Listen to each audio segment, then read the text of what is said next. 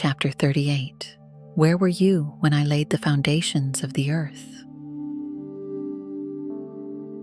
Then the Lord answered Job out of the whirlwind.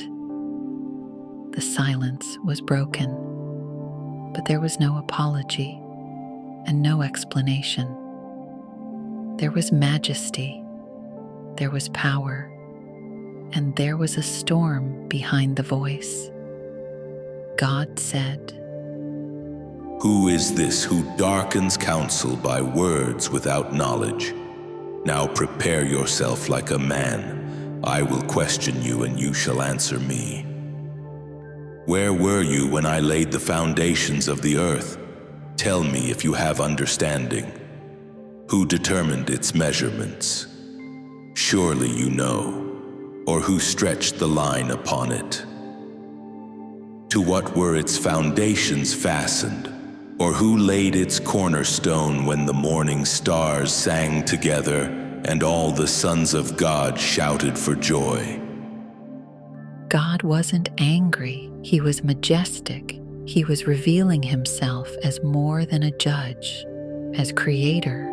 He continued, Or who shut in the sea with doors when it burst forth and issued from the womb?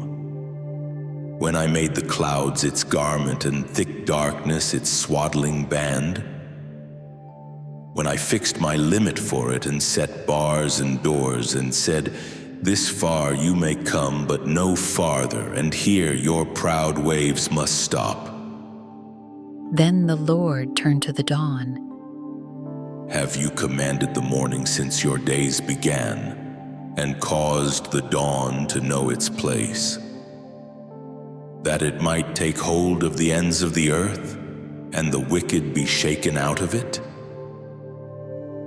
He asked about the depths of the ocean, the gates of death, the dwelling of light and darkness. God said, Have you entered the springs of the sea, or have you walked in search of the depths? Have the gates of death been revealed to you? Or have you seen the doors of the shadow of death? Have you comprehended the breadth of the earth? Tell me if you know all this. And then, with irony and authority, God continued.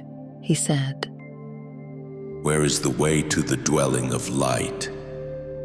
And darkness, where is its place?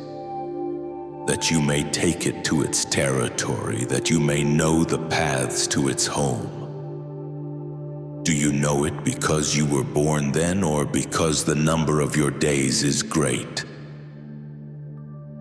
The questions rolled on like thunder about snow, hail, lightning, rain, stars, clouds.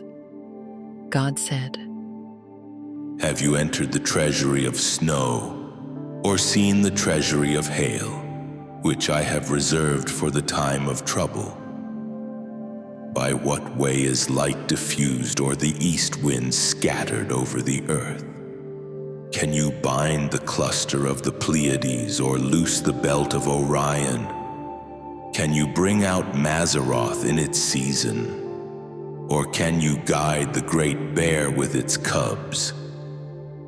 Job had asked for a hearing.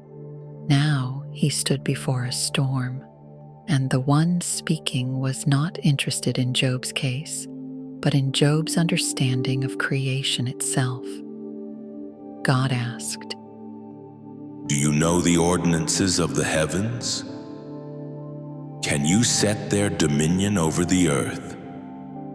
Can you lift up your voice to the clouds that an abundance of water may cover you?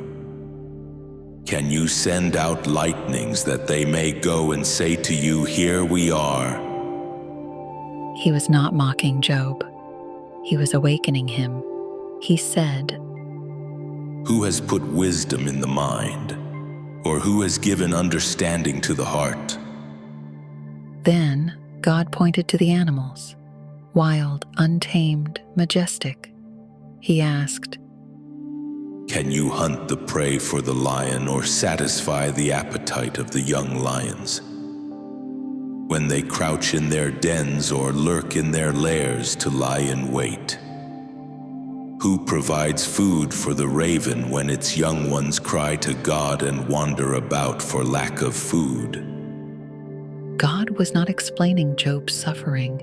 He was revealing the limit of human understanding and the limitlessness of his own rule. And he was not done.